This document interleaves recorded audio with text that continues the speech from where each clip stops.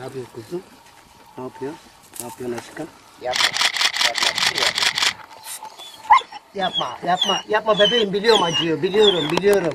Biliyorum acıdın aşkım. Evet kuzum. Geçecek aşkım, geçecek bebeğim. Geçecek, tamam. Geçecek aşkım, geçecek. Olan bir köpek neydi ki Suat abi? Gel oğlum gel, bak bıraktım ilacı, gel.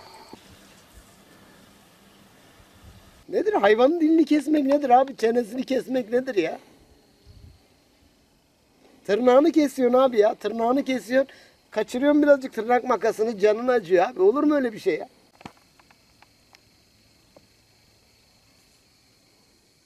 Yok abi yok ya. Vallahi olmaz böyle bir şey ya.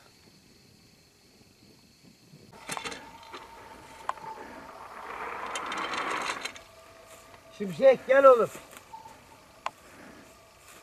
İsmim Veysel Tacir. Ali Bey Adası'nda, diğer ismi Cunda'da kafe işletiyorum abi. Perşembe günü sabah saat 9'da telefonum çaldı. Açtım telefonumu. Daha önce de beni tanıyan, bilen bir arkadaş aradı. Yani bu hayvanıma bulaşıp hayvanımı katleden herif. Dedi ki abi senin köpeğin dedi çiftlikte tellerin altını kazmış kaçmış. Benim kuzuma zarar verdi. Ben de Ayvalık'ta oturuyorum. Ayvalık'tan arabaya bindim, kayınvalidemi aldım. Geldim çiftliğine baktım. Hakikaten köpeğim kuzunun kuyruk kısmından iki yerden bir de sol omuz üstten bir yerden ısırmış. Bundan geçimini sağlayan bir insan. Abi dedim yani ben bunu götürüp veterinere tedavi edeyim. Abi dedi ki bundan artık köpek ısırığı olan hayvandan kurban olmaz dedi. Peki öyle o zaman dedim. Hayvan da kalsın sende. İster yok abi dedi sende kalsın sana vereyim. Ben parasını vereceğim sana dedim. Telefon açtık para çekip beyefendinin parasını vermek için Ayvalık'tan para çekti geldi. Kayınvalidem dedi ki aklına geldi. Dur da ya dedi parayı vermeden dedi köpek nerede dedi. Köpeği gördüm bir şey yapmadın değil mi? Dur gidip bakayım dedim. Ondan sonra sana parasını vereyim. Abi şimdi gitme dedi. Ben köpeğini biraz yordum biraz hırpaladım dedi. Öyle deyince tabii korku sardı tekrar. Geldim hayvanıma. Baktım abi hayvanımın dilini kesmiş kökten. Veteriner kayıtları şeyleri var. Burada kayıtları var. Çene alt kısmını tuz buz etmiş. Hayvan su içmeye kafasını kovaya koyuyor. Dili yok abi su içsin ya. Dili yok dili. Ya insan insana yapar. Ben hayvan hayvana yapar. Hatta hayvan insana da yapar. İnsan bir hayvana, dilsiz bir hayvana emanet olan bir şey nasıl yapar abi ya? Onun da kafasını iki yerden kırmışlar abi. Az önce siz de gördünüz. Tedavisini yaptım, ilaçlarını verdim. Pansumanını yaptırdım. Savcılığa başvurdum direkt ondan sonra. Dili kesilen geldi veteriner burada şey yaptı.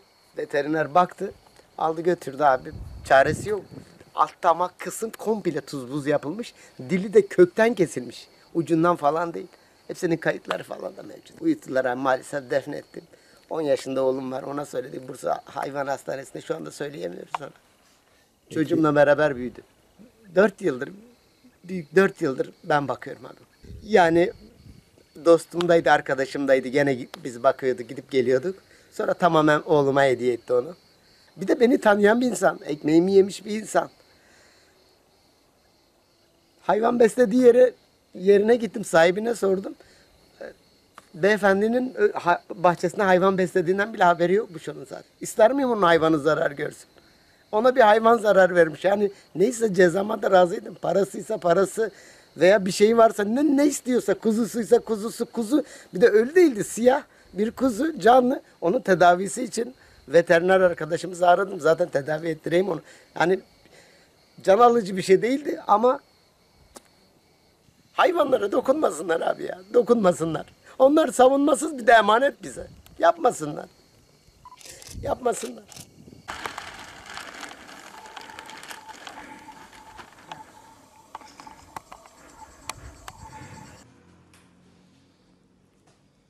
Hayvanın dili kopmuş. Gördüğünüz gibi.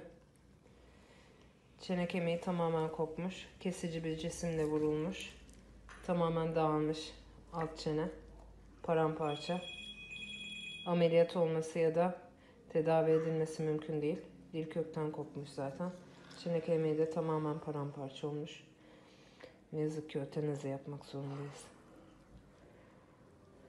Merhaba, ben veteriner hekim Nevres Özak. 15 yıldır bu mesleği yapıyorum. Ya şimdi o gün hayvan sahibi beni aradı. Müdahale için ben gittim. Gördüğümde korkunç bir tabloydu. Yani 15 yıldır ben bu kadar kötü bir vaka görmedim. Nasıl yapmışlar, nasıl vicdanları el vermiş, yani nasıl böyle bir şey yeltenebilmişler bilmiyorum. Korkunç bir durumdu yani. Bu bir tüfek falan değil mi? Bir Hayır, mermi tüfek falan. değil, Saçma tamamen. maçma. Hayır. Ya zaten hani öyle bir şey olsa hayvan acı çekmezdi en azından. Hani vurup öldürselerdi hayvan acı çekmezdi ama bu hayvan korkunç acı çekiyordu yani. Çok kötü durumdaydı.